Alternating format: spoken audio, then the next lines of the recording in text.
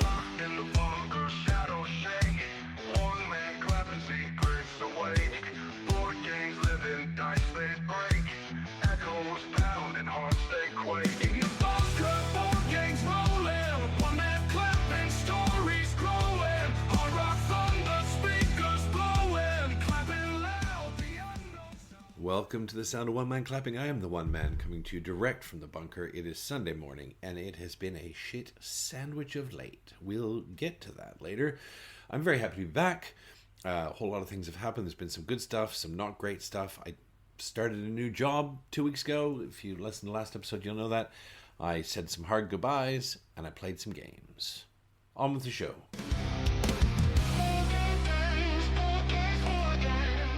So last 2 weeks, I don't want to be any downer on today because things are looking very, very sunshiny, both for OMC and for my personal life. And, things are looking really good. But the last 2 weeks, they've been tough. So, I haven't been here for reasons. I did go to Canada recently. I got back from Canada. And unfortunately, 3 days after I got back from Canada, 3 days? No, a little more than that, 5 days. I got back on a Friday. This happened on the Wednesday. I lost a very dear friend of mine. A very dear friend of mine who had a very lengthy battle with cancer, and he went into hospital on the Tuesday, and he was gone on Wednesday. And it's a case of, you always think you're going to have one more coffee, one more dinner, one more barbecue. You know it's coming. It's coming. But when it does come, it is a shit sandwich, And as I said, he was a very dear friend. And I had a very large role in looking after his affairs while he was alive, and I have been the executor of his estate in his passing. And so the last week and a half for me has been in funeral planning, dealing with warring family members, packing up his flat, basically. Anyway, I don't want to be a downer because board games are a happy place, and today is good vibes only. So I only really played 2 different games. I've played 2 or 3 sessions of each in the last couple of weeks, which has been nice. It's been really great to get things to the table more than once. And in part because it was just convenient to do so, and in part because it suited the game. So the first one I want to talk about is Vantage. Vantage, the latest offering from Stonemaier Games. I did get a solo game of Vantage in just in time for my last episode and had a little bit to say about it. I have played 2 more sessions of Vantage with the Peanut and the Fox. So Vantage, just as a quick review, it's I'm going to use the term, it's weird, right? It's weird in that, yes, it's a board game, in that it's made of cards and you're making decisions and you're doing stuff. It's largely just experiential unfolding. In Vantage, you're experiencing a story. It's a choose your own adventure thing. And so playing solo, I had a lot of fun playing solo. Really memorable experience. Playing with the Peanut and the Fox was extraordinary, right? So Vantage, the narrative is you've crash landed on a planet, everyone at the table starts at a different place. You get given a card, no one else can see your card, and there's stuff on the card which you can see where you are. And it's a random roll as to where you land on the planet. In fact, the second I finished editing and uploading this today, or I might even do it as a break in between, the Peanut said, "Dad, could we please play Vantage today? I've been gagging to play Vantage all week." I'm like, "Yep, we can do that." Okay, so that we're literally going back to just her and I on another adventure today. And on your card will be a scene that you can see, and there'll be 6 keywords of things you can do. And whatever you choose to do, you will succeed at. You will get to do it and get to see what happens. It comes at a cost. You're going to be rolling dice, and dice can be mitigated by little tokens that you can collect through different ways of the game. And you have basically life, morale, and time are your 3 counters, and they go down as the game goes on. So if you roll 6 dice and you roll 3 hearts, you will literally perish in 1 turn. So most actions will say roll 2 dice, but someone will say, roll as many as you'd like. Moo-ha-ha-ha. And you can choose. So the first time this happened, it was a roll X, and the Peanut's like, well, I'm going to roll 6. I'm like, well, you can roll 6. But if you roll 6 hearts, honey, the game might be over. I say might. Because it doesn't necessarily end the game. You go to a passage in the book, depending on what mission you're on, and sometimes no spoilers here, there's an opportunity to keep going. And so I said, if you roll 6 hearts, honey, look at the board. We'll be done. She went, well, I'll roll 5 then. So she rolled 5. It was all fine. It was fine. It was all fine. There are a number of ways to mitigate your dice rolls, which are really clever. And we had the most spectacular time. I think the Fox She was mixed on it for about the first half hour. The peanut was all in. 10 minutes in, she was like, oh my God, this is the greatest thing we've ever done. And she would be like, well, I'm moving to a new location. And I would give her a new card. And her eyes would pop out of her head with what she was seeing. And she's like, oh my God. And so we played it thematically, you know, as though we were all in radio contact with each other. And I go, what can you see? And she'd describe every card to me in detail and what her choices were. And Vantage was so much fun. We ended up achieving the mission on night 1, and we elected to come back to it on night 2 to try for what's called an epic victory. You get a number of destinies issued depending on what you do, and if you achieve your mission and your destiny, you get an epic victory. We didn't get the destiny achieved night 2, but it still ended in a win. It was so much fun. I don't know what's going to happen after, say, 10 or 12 plays when you've seen the cards. I suspect because there are so many things to see and do that by the time you see a location for the second time, you'll have no recollection of what you did the first time around. So that was great. We played Vantage by Jamie Stegmaier, obviously of Stonemaier Games. Art is by Valentina Felix, Sora Mating, and Emilian Roteval. And I can't, if you're not stuck in this concept of you have to achieve something specific, because let me be honest, you'll start a game of Vantage and your mission will say do X, and you go, okay, well that makes sense. And an hour in, you go, wait a second, this mission is not what I thought it was. Right, it's something totally different. No less amazing, no less experiential, no less emergent, but at the same time, you know, you get halfway through the game and the game kind of pivots on you and goes, well, you thought you were doing this, but now you might be doing this. If you aren't set on well, I'm sitting down, I know specifically and exactly and precisely what I need to achieve to win this game and how to get there and what that looks like, it's not for you. But if you are happy to sit and it's like climbing on a boat on a current that's going through a beautiful vista, and you're like, well, I'm on this boat. Where's it going to take me? What am I going to see? What am I going to do? We had very memorable moments. There were moments in that game that we are still talking. I mean, we played that game Monday, Tuesday, last week it is Sunday, and we're still talking, the three of us, about, do you remember when we found this? Do you remember when the peanut did that? Do you remember when, do you remember when? And for me, that's amazing, because in the end, board games are about getting to the table and enjoying company. You know, it's not about winning something specific. That's me. No lecture, guys. If you need to sit down and you need to notch up a win on BG stats, high five. Like, that's I love that for you, right? As Buttercup said to me last night when we were playing games, she said, I love that for you. And she wasn't even being facetious about it. And that was Vantage. And the second game we played, it was Stonemaier all the way for 2 weeks, is we played Charterstone. Now, Charterstone I talked about a long while back. Charterstone is a campaign game. It's a very easy, breezy, cruisy worker placement campaign game. And again, it's another Stonemaier game, and it's another game designed by Jamie Stegmaier. So we're all down the Stegmaier, rabbit hole these last 2 weeks. And Buttercup, Super Trooper, the Fox, and I started Charterstone, I can't even say, I don't know, 8 months ago maybe. And I think we got 3 games in. And the problem is there's so many games to play, and life gets in the way, and trying to get everyone to the table really is tough. But we got to the table 2 weeks in a row, and we played Charterstone 2 weeks in a row. We played it last week, I think on Saturday. We played on Saturday last week because that was Lou's birthday party. And we played it last night. We played it back to back. And I think there's something really to be said, and this is stating the bleeding obvious. But when you're playing games like this, particularly with non-gamers, as, Super Troopers and my spouses tend to be, they're gamers, but they're not, they'll play because it's nice and it's fun and they love us and they love making us happy. But playing 2 weeks in a row, the Fox loves playing games of a certain ilk and a certain weight. And I think last week she played, and it was a little bit of I just don't get what we're meant to do here. Whereas last night she was like, yeah, I know what I'm doing. I got this. And she was a lot more engaged. And so I think there's going to be a lot of impetus from Super Trooper and I to try and get Charterstone to the table a lot more frequently, so we can not just get it done, but that the enjoyment level's there. And let me be honest, Charterstone is fine. Like, it's fine. Is it a S-tier game? No.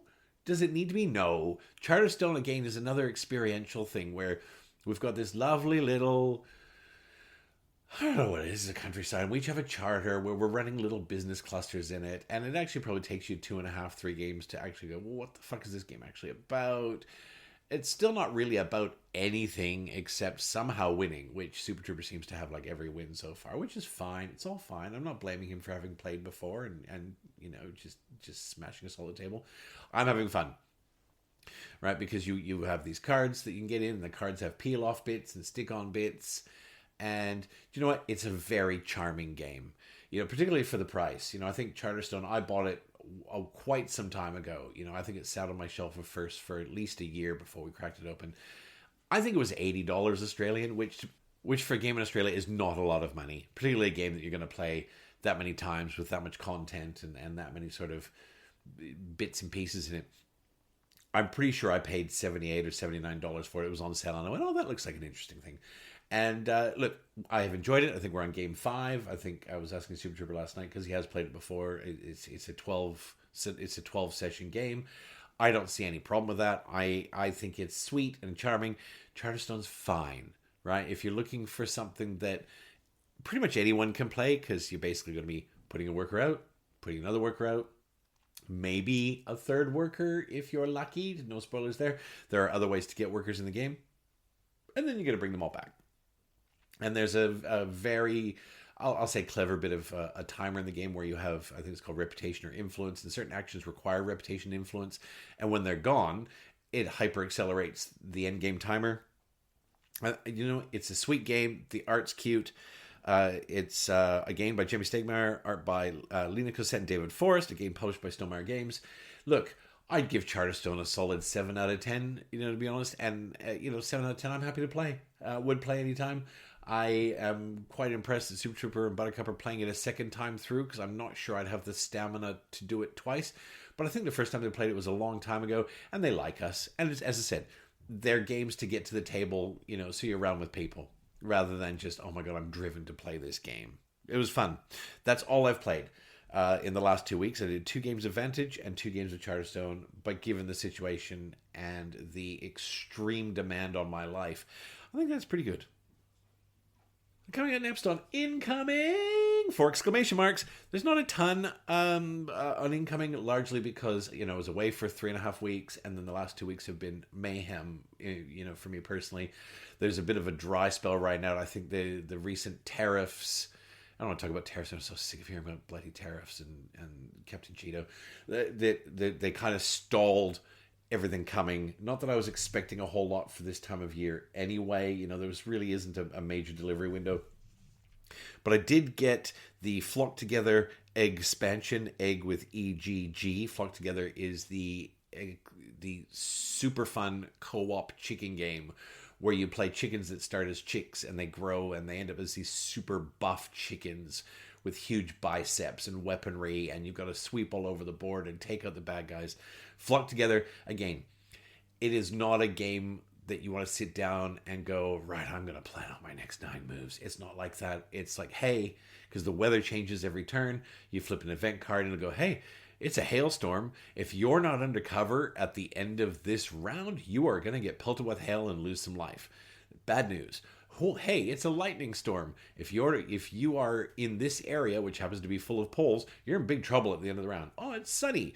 Anytime you want to eat, you get extra bonuses because the sun is shining. So you actually have to plan your turn as the turns come, which is lovely. And the bad guys are lovely. You don't say lovely. You've got badgers and rattlesnakes and foxes and the kind of stuff that would terrify chickens. And look, Flock Together, I can highly recommend Flock Together. Andrew Bosley art. The expansion is more stuff. It's more chickens, more weather cards, more bad guys. The production for Flock Together is off the chart. It's off the chart. So that's arrived. Very excited about that. The other thing that arrived was another pre-order I put in. Not board game related, but it's bunker related. Another Batmobile arrived. For those of you that have been following along, you know I have a minor obsession with, the Batman accoutrement. You know, I have Batman Neon in the bunker. My gaming chair is a beautiful, massive gaming chair that's got the Dark Knight stitched in it. And my bunker is filled with the Lego Batmobiles. Right, so I've got several. I've got the Tumbler. I've got the Robert Pattinson. I'm currently putting together the 1968 OG Batmobile and the my least favorite Batmobile, but whatever. It's the Batman Forever Batmobile with a gigantic, goofy sail fin on the back that's half shark fin, half Batwing. It's ridiculous to look at, but look, I can't help myself. So that arrived, which is great, which leaves only one Batmobile in my Batmobile gap. That is the elusive 1989 a Batmobile from with Michael Keaton and Jack Nicholson, which is one of my favorite Batmobiles. Out of print a long time. I'm going to need to sell a kidney if I ever want it, so I probably will never get it. It's pretty easy to get the Batwing from that movie at a much more reasonable price. But anyway, we'll see. Watch this space. That's all that's arrived on incoming.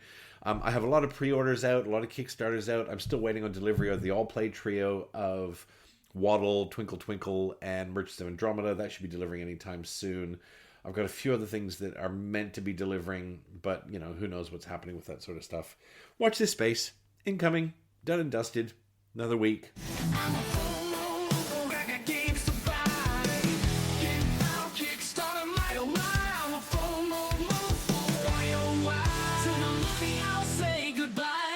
Welcome to FOMOMOFO, where I take you through my personal angst-ridden journey of capitalist acquisitionism. As always, this is not an exhaustive list of crowdfunding projects, but merely those that have my personal attention, either because they are by a design and development team I like, a theme I enjoy, or because they have pretty toys.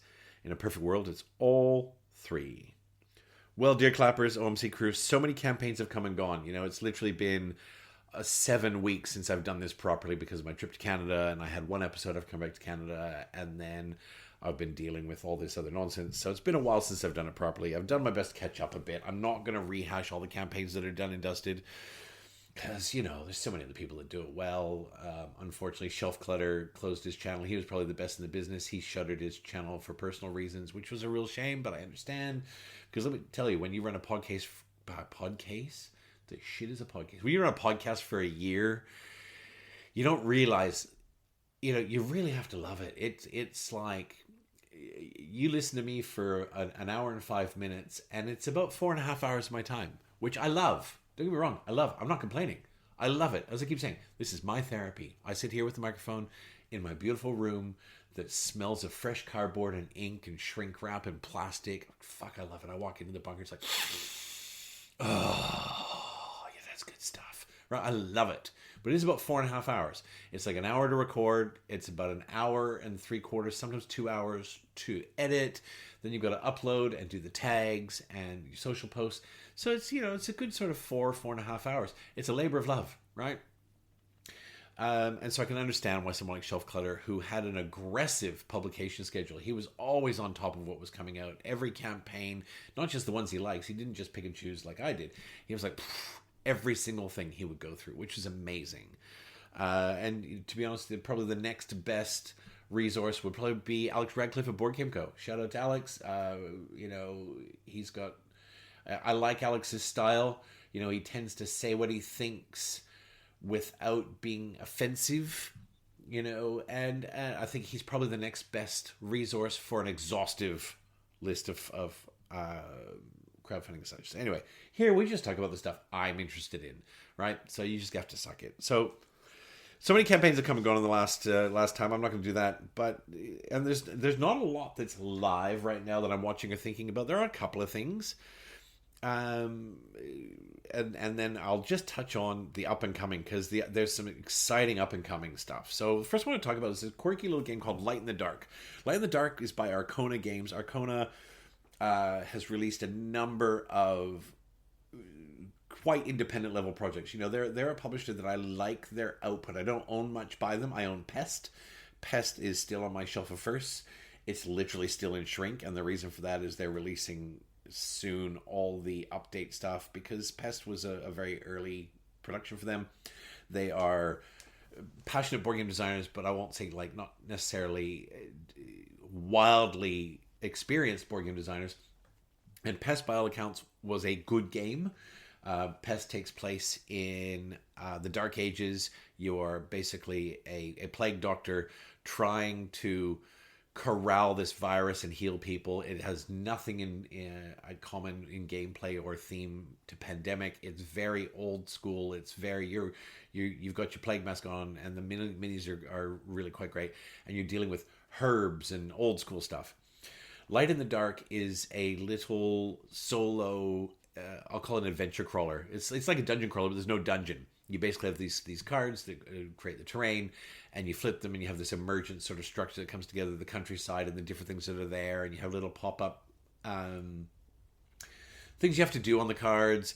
And it's set in the quote-unquote Pest universe. Now, the Pest universe isn't a very big universe.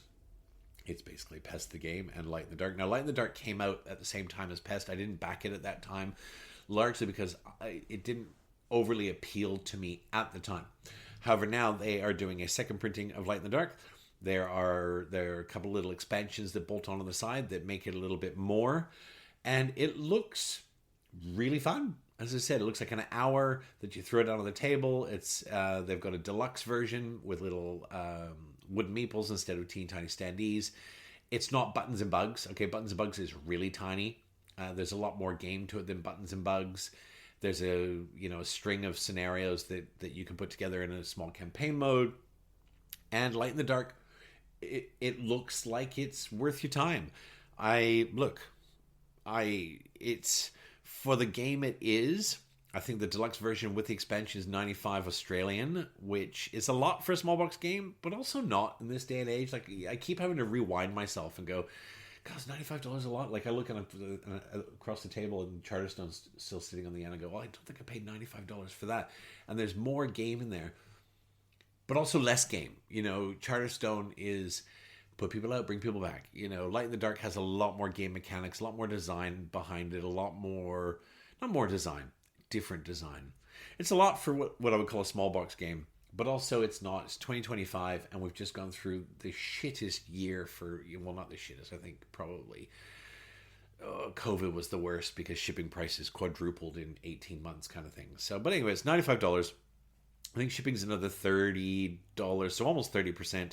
I'm on the yes side of the fence for this one. We'll see. I like it. Second one I'll talk about of the three. It's just finished. Like, the campaign is just finished, but I'm sure late pledge will be here before I finish my coffee. That's Clank Catacombs Underworld. I played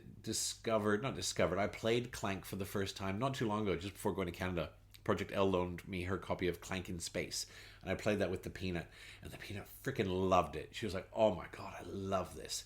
So Clank Catacombs is slightly different in that rather than a board that's set up, you've again got emergent tiles that pop out, and there's a little more discovery attached to it, but other than that, it's the same game. It's a race game. You've got to race through, steal something, race out, not die, not run out of energy. There's a little bit of deck building built into it, so it was the Peanut's first experience with deck building. So yeah, I went all in. I went all in on Clank Catacombs Underworld. Underworld is a mechanic where basically at some point in the map you find these ladders and you zip down to the underworld. It's a whole different place that pops up. There's other things you can do. I'm not sure how they're going to manage the timer on that one because, man, there's so much you want to do in these sorts of games. But also because metal cubes. Oh my god, if you haven't seen the Clank metal cubes, these are not metal cubes. These are metal cubes. Go look up the Clank metal cubes, which you cannot get in Australia. Right? I think you can only get them in the US. And there was an option to get them as part of this campaign. And it was very clear that if you want these and you are outside continental US or whatever the case is, you will be on delayed shipping. I think you have to wait an extra 4 months because they've got to distribute your shipment out of a different center. I don't know. Don't even care. The Clank metal cubes are so sexy. So yeah, I went all in, which is Clank Underworlds. There's another Clank expansion that I picked up for Catacombs as part of the campaign. And the metal cubes. I haven't paid shipping yet. But the shipping, I can't remember what the shipping was. It was pretty reasonable. But I think that was $150. And as I said, if you like, I'll tell you what I'll compare it most to, and I like it more than, is Quest for El Dorado.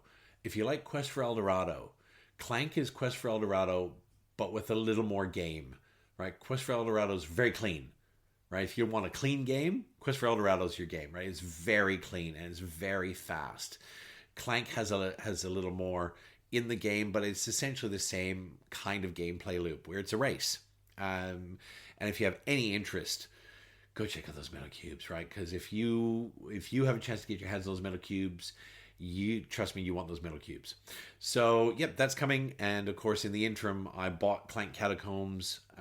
Project L picked that up for me at one of our it was Games Empire. She was going over to Games Empire here in Sydney. She said, hey, does anybody need anything? I was like, no, I don't need anything, but I want Clank Catacombs. And the other thing that Games Empire had, I don't remember if I talked about this in the last episode, was Clank Legacy Acquisitions Incorporated, the first one, which is quite hard to get your hands on.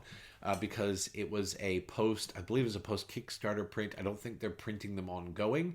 So Clank Legacy Acquisitions Incorporated, the first one, I picked that up as well.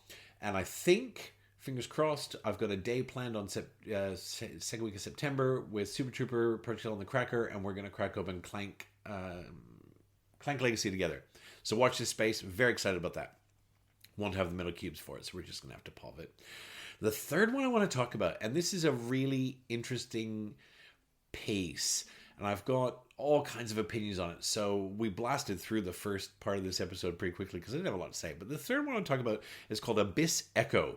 Now, Abyss Echo is on Kickstarter, and it looks like a gargantuan bucket of fun. It's a Cthulhu Mythos game. It's really a game of investigation and reveal. You know, they're not teasing out too much content because spoilers. I know because I've read through some of the forums with the designers that there is a little bit of combat in there, but it's not a combat-y game. It's not like an Arkham Horror or a Eldritch Horror style game where you're really moving around stomping on monsters or Cthulhu Death May Die. This is more about staying close to the H.P. Lovecraft mythology and about losing your mind as you're immersed in it. And it's basically a campaign game. It's an emergent adventure.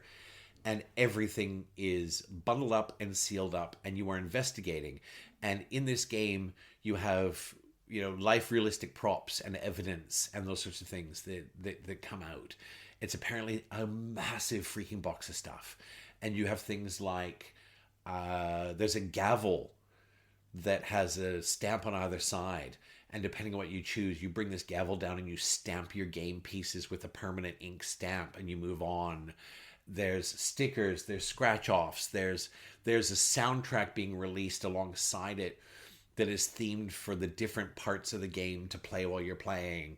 And it looks like this wild, immersive bag of goodness, right? It really does look special. Now, look, it's just over 300 Australian for the all-in. You don't need the all-in to play. Who needs the all-in besides me? You don't need the all-in. Whatevs. I gotta be honest. When you go down the rabbit hole and start looking at all the stuff that's in this, 300 Australian actually seems like a pretty good deal. They haven't disclosed shipping yet, which scares the bejesus out of me. You know, they say shipping is from $25 in the US. It's from $35 in Europe. There's no mention of what it's going to be in Australia. Like, shipping could be another $100 in Australia. There's no mention of it whatsoever. So that's a little terrifying. To not have any picture of what the shipping is, particularly if this is a freaking gargantuan box of game.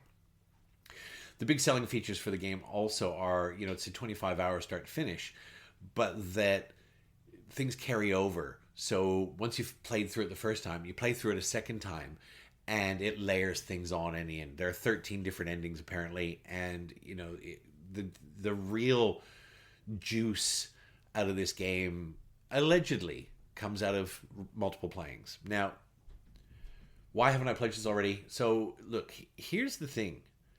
This company, I can't remember what they're called. I'm sorry, I can't. Tin Universe. They're called Tin Universe. As far as I can tell, never published a game. Right? They're a Hong Kong-based IP creator. They've specialized in world building, like RPG tools and world building such, which they seem to have a great history of. They have 3 or 4 different releases, all of which are sold out. Now, I don't know if they're sold out because they did teeny tiny print runs or they're sold out because they were amazing. I haven't gone that far yet. But this is an incredibly ambitious project for a group of people that have never published a game before. You know, so it's not that there's fear associated with that, but at $300, like, let's compare it to Oathsworn. Oathsworn, like the guys that released Oathsworn, they never released a game of that magnitude before. I think Oathsworn, the core box was like $90. Right now, I think the core box for this is only I want to say 125 or something. You can actually get an all digital version. You can buy a PDF version of this game, which I don't know why you'd want to buy a PDF version of something so immersive, but you can buy a PDF version for less than $100, which if you wanted to experience it, you'd still get to experience it. But I look at this and I look at the production and I look at the campaign and I think that the guts and the meat of this kind of experience is in the stuff that comes out and the stuff that unfolds and the tactile bits in front of you. Now, I compared it to Oathsworn because I think the guys that did Oathsworn, Shadowborn Games, I have a feeling, and I could have this wrong, but I seem to recall that Oathsworn was their first game. And Oathsworn was an ambitious game. And it was a massive success. I mean, I've got Oathsworn sitting on the shelf. I've only played the first 3 scenarios. I thought, no, I'm going to stop this. I'm going to reset it and play with people because I want to experience this with people. Other people. Not that I'm a person, other people. So I compare it because, you know, again, you've got a group of passionate developers throwing everything into this. It is a sky-high ambition, this output in this game. And I guess I'm hesitant to drop 300, maybe 400 with shipping on, That said, they have a long history of world building. And this game sounds like world building with stuff, really, is what it sounds like to me. But so we'll see. It can be played with true solo. It can play with multiplayer. And I guess I want to call myself out. I want to call out my own bad behavior on this one because there's ramifications to my thinking like this. You know, crowdfunding is full of Awaken Realms. Awaken Realms must have $90 million worth of live campaigns out there. I mean, what did the last Nemesis campaign pull in? $17 million US? Right? They must have $90 million in campaigns. And all of their campaigns are wicked expensive, and they have a long history of delivering. Lands of Evershade, which is another big one. Is that also Awaken Realms? I can't remember. It could be. It is. Lands of Evershade is also Awaken Realms. Another huge one. Lands of Evershade was another $5-6 million.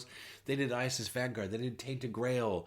You know, all the huge, big whiz-bang skins and re-releases like Puerto Rico and Castle of Burgundy. And you got Simon with whatever it is, $60 million worth of outstanding campaigns that we may or may not get. But Simon was something that you could take to the bank up until last year and go, yep, you can absolutely count on Simon. They will deliver. For what it's worth, I think Simon will deliver. I think the recent resignations of people like their head of finance or CFO recently resigned. And I don't know. I do not know. I am in business. I have been in business a long time. It's not uncommon for someone to resign because they've been asked to resign. I'm not saying that's the case. I don't know anything, but I'm just saying that all the resignations at Simon and the people leaving, that could be seen as a very good thing. You know, when a company sits down and goes, hey, this has been mismanaged, and I'm now talking in hypotheticals. I'm not talking about CM1 because I'm not suggesting anyone mismanaged anything. I mean, somebody did, clearly, because they're fucked, you know, financially. Not fucked, but they're in strife. When people at the top start resigning, often that's because the board or the people involved sat down and said, we would like to move on. Would you like this to be a resignation, or would you like this to be a termination? I am not saying that's the case. I have no evidence. I have nothing on anything real. I'm just saying in business in general, when I see the CFO resign from a company that has been in financial strife, I see that as having huge potential for positivity.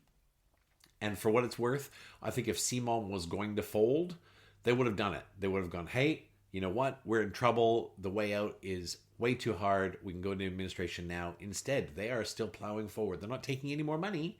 They are plowing forward. They sold a big piece of IP, right? They sold the Blood Rage Rising Sun Ankh IP, which would have been a very chunky bit of IP, a nice cash injection. You, as a business, I see all of these things as positive. For what it's worth, I think they're going to deliver. This is a big, long segue. My point I want to roll back to is in crowdfunding, you know, we're very easy to throw our cash at the big boys, you know, and say, hey, wow, you've done good things. You're going to continue to do good things. Here's some more money, right? It's very hard to sit there and go, well, here's, you know, Tin Universe. Tin Universe wants $400 from me, and they've never fucking done a big game. Oh. You know, we as gamers, I as a gamer, I'm not talking about we, I'm going to talk about me as a gamer. I feel a responsibility to be involved with some of these things, and I don't mean just in general. I mean, if I'm interested in a game, I certainly feel a responsibility to be involved. I have board game dollars to spend. And for me to look at this stuff and go, well, you've never done a game before. Well, how the fuck are they ever going to do a game, right? Because you can't go straight to retail. Crowdfunding came about for just this thing. And I'm not telling you what to do. But I will tell you that, for me, I look at this as a risky thing.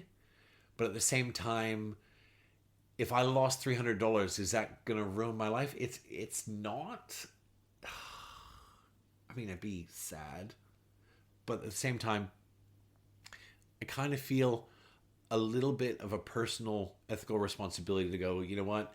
These guys are trying to do something different. This is not another worker placement. This is not another area control. This is not another beige euro. They're trying to give us an experience that is potentially unique. Like Vantage. Vantage is it a board game? Sure. Is it a board game that you can sell to board gamers? That's a tough one. Is it unique? I'm telling you, Vantage is unique. It's unique and it's interesting and it's different, and I am so delighted that I spent my money on it, and I'm going to continue to play the shit out of it. So, look, yeah, like Light in the Dark, I'm on the yes side of the fence on this one. I think that this is a gamble for me that is probably worth taking.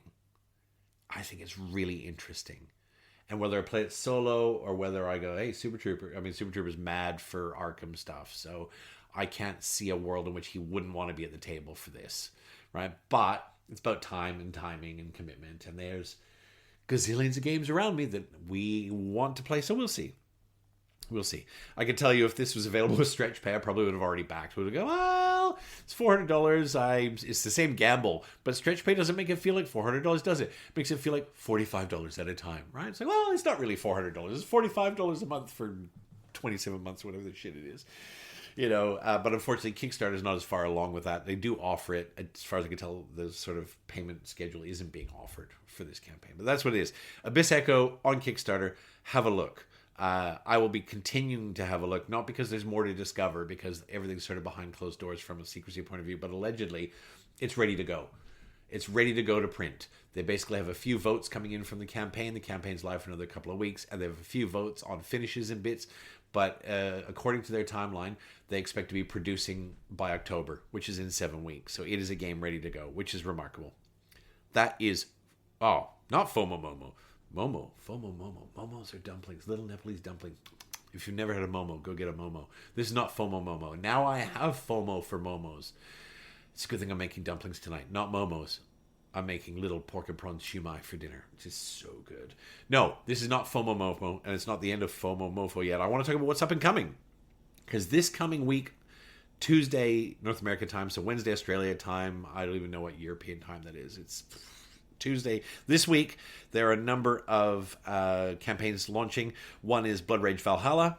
Now, I don't know if it's going to be for me, but I'll be watching closely because I really like Blood Rage. I've only played Blood Rage a handful of times, and I think, if I'm being honest, I think Ankh, which was the spiritual successor to Blood Rage, Ankh is a better game. So I'm very keen to see what Blood Rage Valhalla has in store. I'm also hopeful that potentially my good mate Super Trooper might be looking at Blood Rage Valhalla with these Mr. Burns fingers going, excellent, because that will save me having to look at it too deeply, much the way Project L backed the Whizbang Puerto Rico, which saved me from having to do it. So I'm quite hopeful that this will somehow make it to our board game group. The other one that's launching this week is Ark Nova, The Plastic War. Ark Nova, the deluxe bits, is launching this week. It has 3D kiosks and oh my god, it's just so much stuff. 3D kiosks and 3D, every building has 3D and every enclosure is 3D and all the special buildings. I'll tell you what I do like the looks of, though, is they've got acrylic tiles for all of the enclosures and bits and whatnot. I do like the acrylic tiles. They also have what looks like triple layer boards that the maps are going to be able to slide into, Voidfall style, which was a really big wish of mine. What they haven't released is any information around boxing and how you're going to hold all this, because I can tell you right now, my original Ark Nova box which was one of the very first games I bought when I fell into the hobby. It's not in tatters, but it's a bit beat up. Ark Nova, I think, is my most played board game in the room.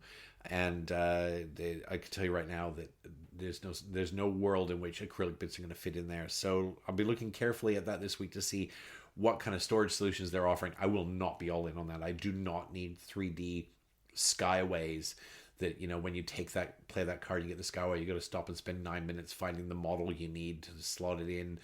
But I can certainly tell you that I'll be looking at acrylic tiles and the triple layer boards and other quality of life. Oh, they've got new money coming. Oh my fucking God. Sorry, we're going to segue sideways into this. They got new money coming. Do you know what it looks like? It looks like the old fucking money, but it's metal. Like, what? You couldn't give me little coins with popcorn buckets on it or dents or rhinos and elephants on your coins? It's square black metal coins with a number on it? Are you delusional? Ugh.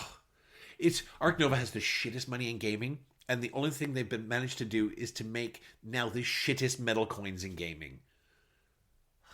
Rant over. Sorry, I lost it for a second. Ascension 50th Anniversary is launching this week. I have not played Ascension. I've looked at Ascension. The art's gorgeous, been around a long time. I'll be looking closely at that because, look, I don't know. I don't know how much appetite there would be for my group to play Ascension. I mean, I can always expand my group now that I've got more time. New friends are always good.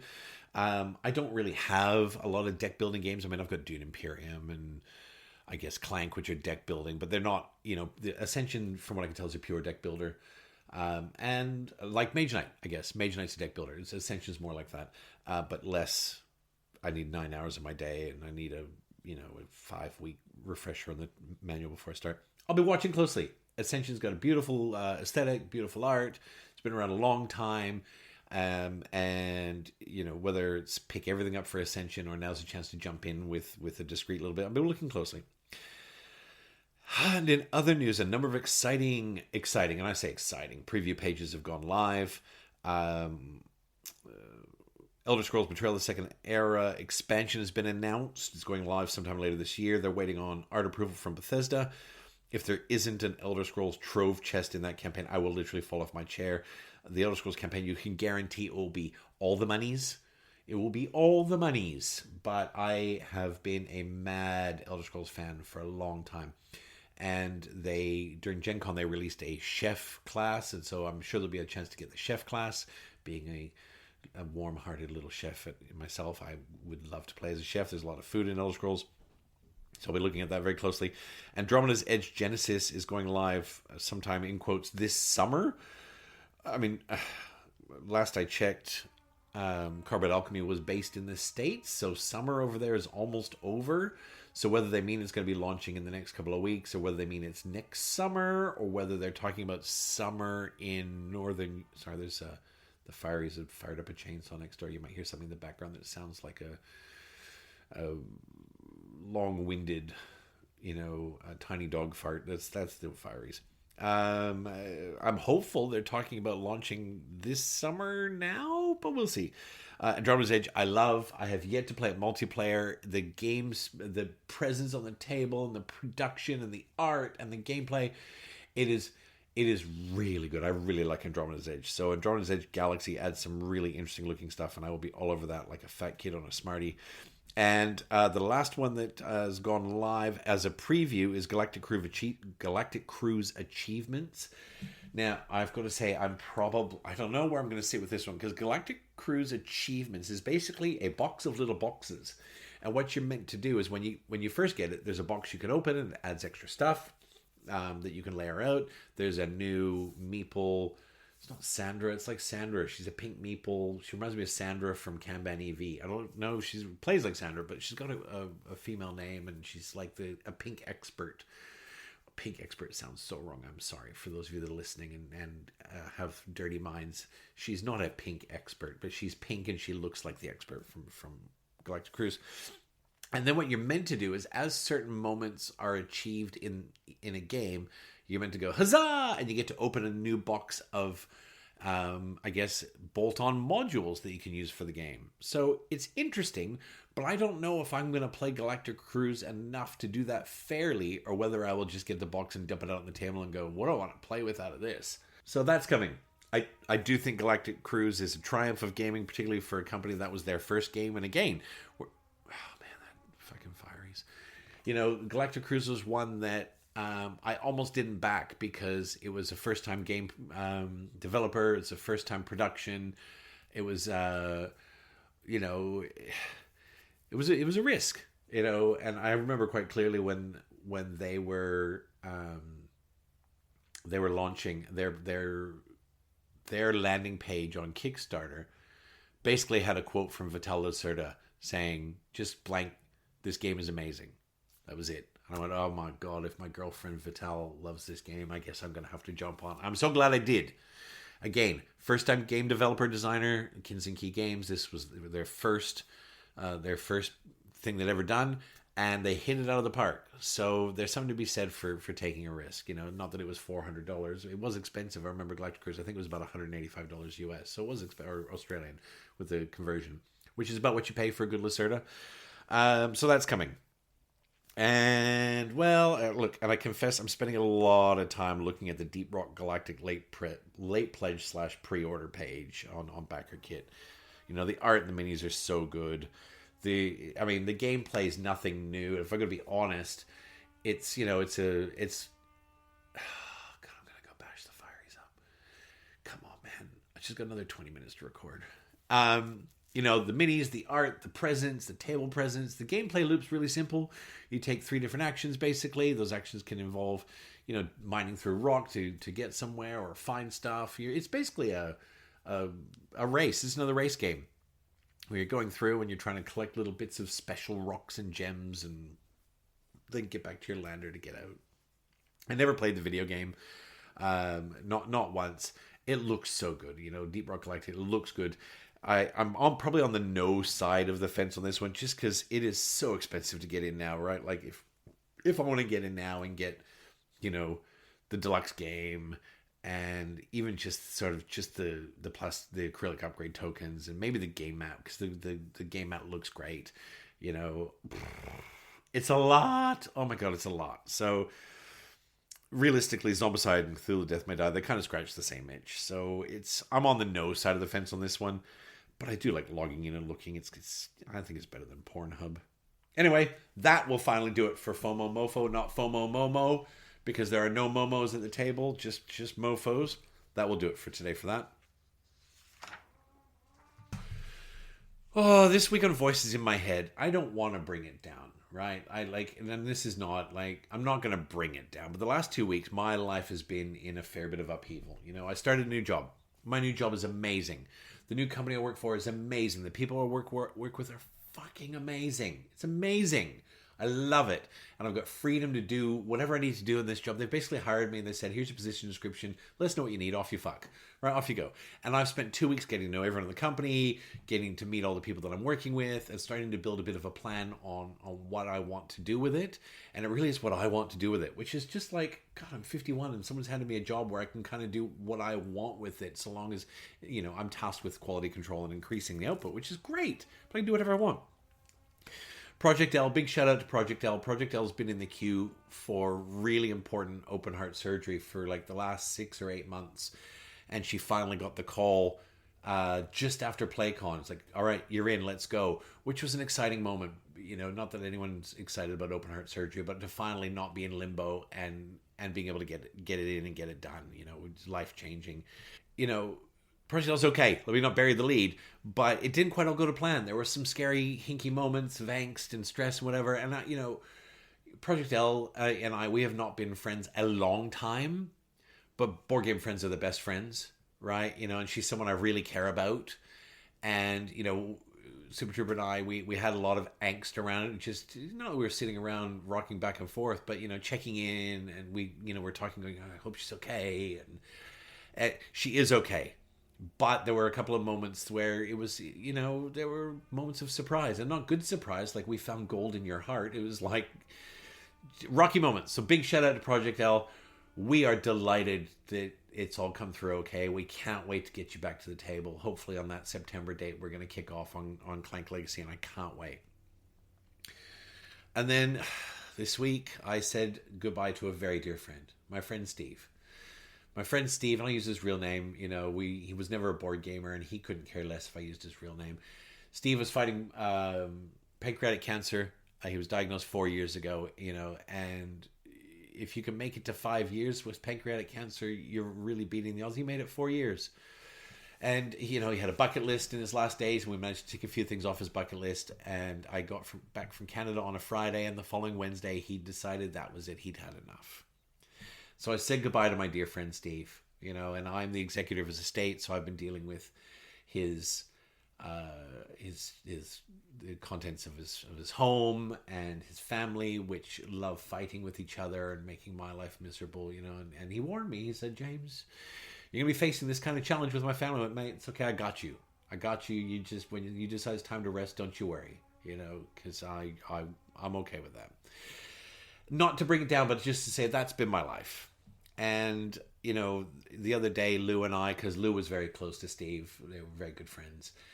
We were at his place cleaning it all out. And basically, we were, after everything had been picked clean by his family, we were out there moving his whole life into a dumpster, right? And it was a moment.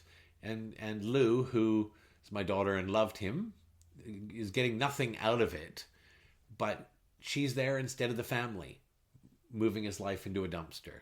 And, we had a lot of sort of, I guess, cathartic moments about stuff, because there was a lot of stuff. And it's not that Steve was a hoarder, but man, he had shit from like 1992 that he didn't need. And it was just in a box in the back room. It was like, dude. But he had a lot of stuff. I mean, granted, any stuff that was half decent had already been stripped out of his home.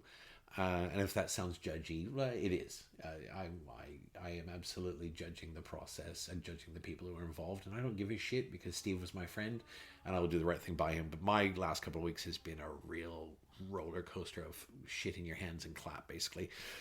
But we were talking about, we had some existential conversations about stuff, and she turned to me, she said, Dad, it really puts it in perspective of just having shit you don't need. And I said, yeah. The Fox and I, when she built the bunker for me when I turned 50 a year and a half ago, our garage was it was shit everywhere.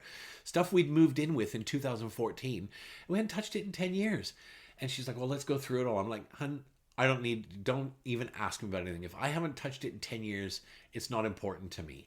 Right? I have a box of antique cookbooks. I had like 9 boxes of cookbooks. I'm like, I want the antiques, not because I'm going to sit there and paw through them, but they're actually worth a shitload of money. Like I have a first printing from Queen Victoria's personal chef from the 1700s, because at this stage of my life, I can flip that into board games. I can go find a bookseller and get some money for it. And I don't have any. I used to have sentimental attachment to all that stuff because I'm a mad, passionate chef, and to have that piece of culinary history in my hand is amazing.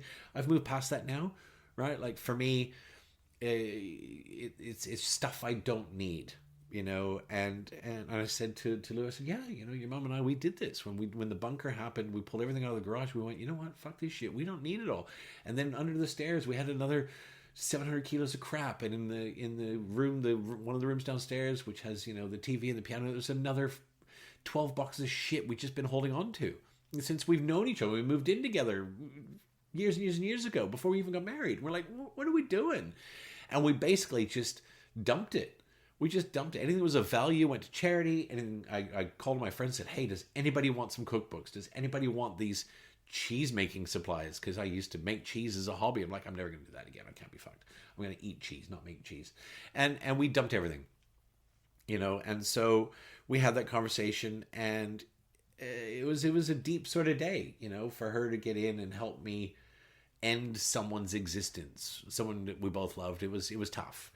And I look, there's lots of wanky comments around, like there's the Marie Kondo comment, if you hold something in your hand and does it spark joy, and if it doesn't spark joy, get rid of it.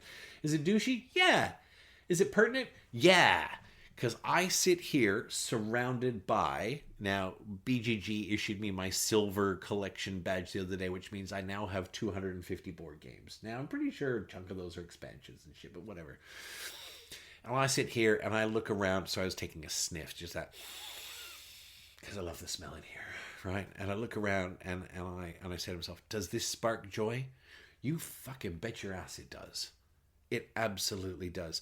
I look over to the right and I can see 12 boxes still in shrink. Do I feel bad looking at that? No. Does that spark joy? You goddamn better believe it does, because that is 12 first experiences that are waiting for me. 12 games that I get to unbox and punch and sort, which is a joy in itself, and then one day play for the first time before I play them for a second, third, and fourth time. And I don't care if that takes me the next 30 years. Does it spark joy to look over and see it there? You fucking bet it does.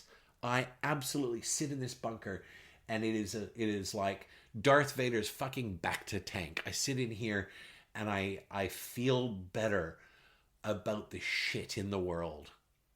And there's a lot of shit in the world, right? And so this week's Voices in My Head, guys, is just a simple, life's too short. You know, Project L having a little scare, saying goodbye to my friend Steve, packing his whole life up into basically a gigantic dumpster, which is really what happened. It was just, you know, the only thing I collected for myself is the coffee cup that was there, that I had my coffee in every time we had coffee together for, you know, whatever it was, 6 years I was having coffee at that place. It was a gigantic NASA coffee cup. And it's not because I love NASA. It's because it's the biggest bloody mug in his house. And I like a big coffee. And I went and I picked the mug up and I turned to his family and I said, would it be okay for everyone if I took this mug? Because this is the mug. And one of his sisters said, well, it's mine. That's my mug. But fine. And I'm like, you know what? If you don't want me to have it, it's okay. She's like, no, you take that. I'm like, well, thank you. I appreciate your charity. Also, fuck you. Right? And anyway, so the only thing I took was this coffee mug. And I will cherish it until it breaks. I know one day it will break, but it's going to sit here in the bunker. I probably will fill it with pens or something, and it will sit here and I'll look at it, and it will make me think of all my coffees with Steve, and it will make me happy. And do you know what I did last night? I went out and pledged for 3 games. I think I went and I finally paid for my pest pledge, which I've been sitting on the fence on, because that's another $200. And I'm like, am I going to play it much? I don't know. I like the idea of pest. I haven't played pest. I'm like, fuck it. You know what? I'm going to put it on my shelf, and one day I'm going to unwrap it, and then I'm going to play it. You know, if you're looking at an expansion and you're like, it's $50, do I really need it? You don't need it. Can you afford the $50? Does it spark joy? Not that you need it, but I am giving you the A-OK to go out and get that expansion. If you can't afford it, don't buy it. Right? We talk about this, like, you know, not everyone's in a space like I am where I have disposable income and I can do whatever the hell I want with it. I'm very lucky. But, you know, I said goodbye to my mom when she was 38. She died of cancer when she was 38 and I was 16. You know, I said goodbye to my friend Steve last week. Steve was 57. 57. You know, too short a story written on the canvas of the world. Will I back Abyss Echo? I'm going to be honest, probably. Not because I'm genuinely afraid of missing out, but because the idea of putting it on the table and experiencing what it has to offer makes me fucking giddy. It sparks joy. Eat the fucking cookie, people. That will do it for this week's Voices in My Head. Thank you for my therapy session. You know, I sit here and I blather on into the microphone and I feel better for it. And I'm grateful to every one of you. Every single one of you. There are quite a few now, which is always humbling for me to see the download stats and the locations. Even after a 7-week hiatus, I was amazed to see how many of you were downloading. This week, the clap goes to Steve. I'm not going to go into details here because it is way too personal, but Steve helped me through a very dark and challenging time in life on a very personal level. You know, there was a time when I was really questioning my own reality, and I will be forever grateful for that. Here's to you, brother.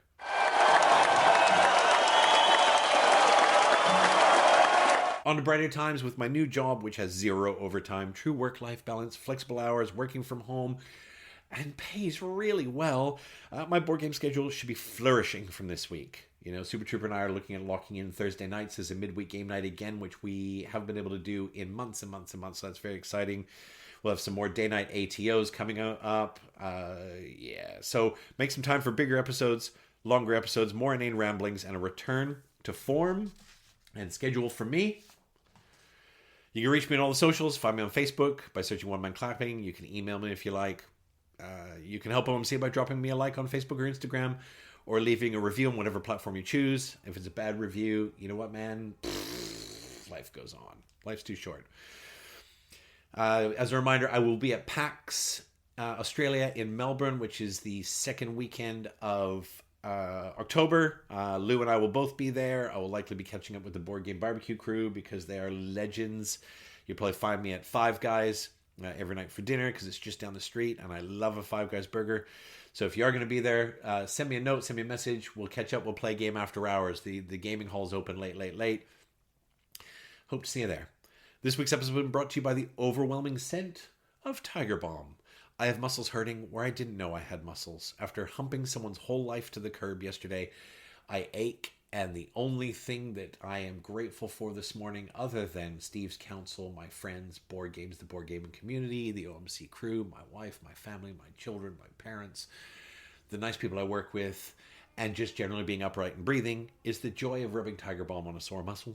Thank you as always for your time. Your time is precious, and the fact that you choose to waste an hour of it listening to how I spend my time is always humbling. Until next time, get your game on, even if you got to play with yourself, because you are fucking worth it.